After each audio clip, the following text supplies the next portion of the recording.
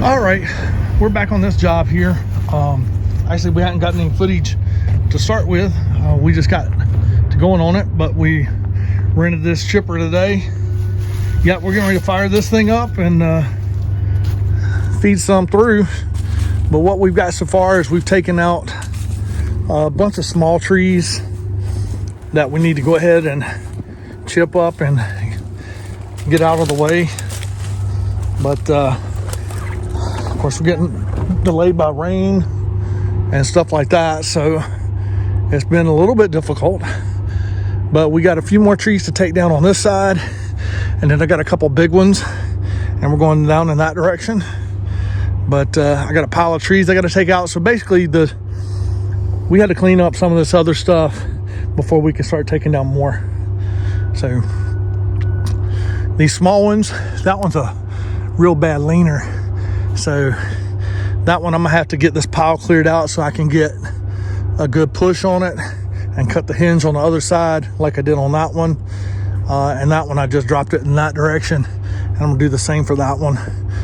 Push it against the lean and get it down over there. But I wanted to clear up some of this other stuff so I can get in here. So I got to fuel up the Yanmar and then start getting ready to feed the chipper and get as much of this done as we can. And it's supposed to rain again tomorrow. So rain has been the issue in January. But this is the project we got going on. Once we get the trees down, we got to rake all the roots out and rake everything and grade it off. And we're going to be putting in a parking lot here to extend the gravel parking lot on the other side of that. So, and they added that power, that light pole and the power line before we did the quote. So I thought I would be able to just kind of lay these down in this direction, but no.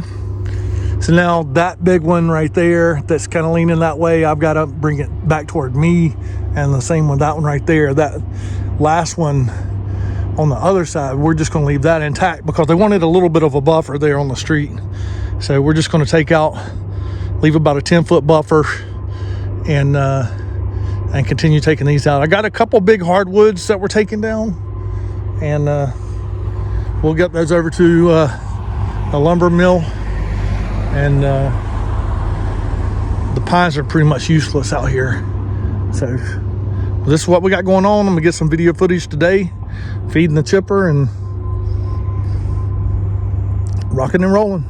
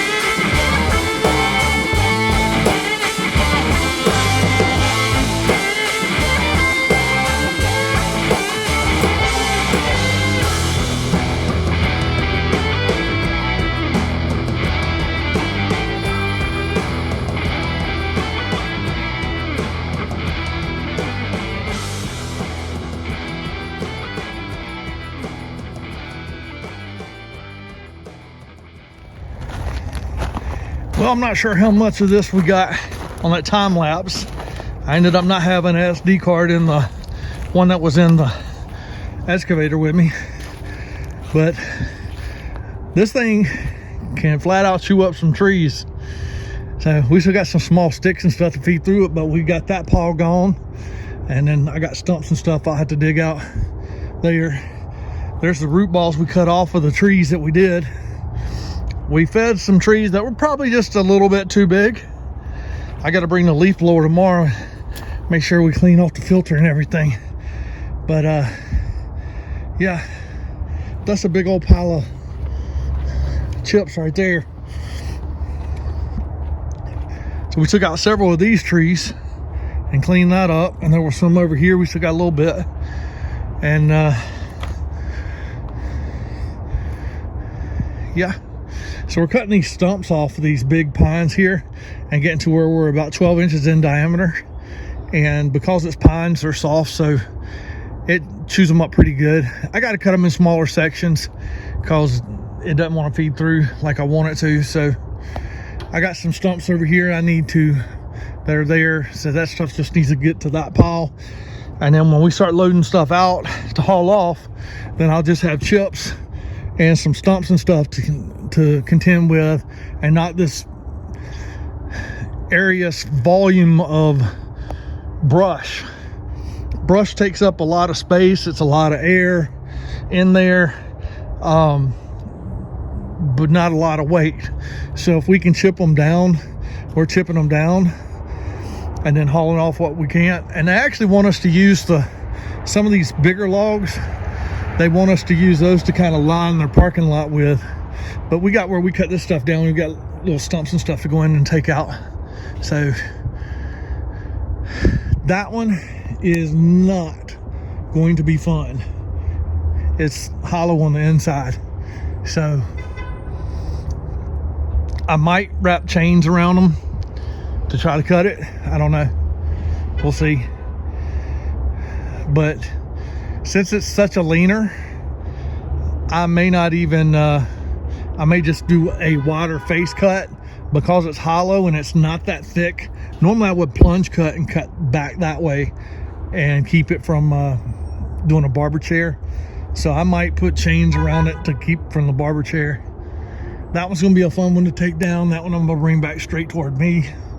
That one's leaning real hard the other way. I gotta push it that way. I got a couple of these right here. That's gonna be a real fun one right there. Gosh, that thing's the tallest one out here in the woods. So once I get that area cleared right there, I'm gonna lay that one straight down that way. So I got to take out these along there. So I got to be careful and keep mind of my measurements, because Forsyth County will only allow you to do a 10,000 square foot clearing without doing the permit. And it's not that I'm opposed to getting permits, but in order to do land clearing with a permit, they require a basically they require you to get documentation on what you're going to do for erosion control and all of that sort of thing, and that cannot be done by you. It has to be done by an engineer, and it's a way for the county to protect themselves, to make sure, you know, you're doing things environmentally correct and that sort of thing. So I understand it, but it also seems like a way for people to make money, because you're talking about, you get an engineer involved and literally it's going to be put up a silt fence. And even though we don't need an erosion control plan or any of that sort of thing for this particular size job, I'm still putting up erosion control on the outside edges. Once we get all this stuff down and I'll start raking everything up and grading,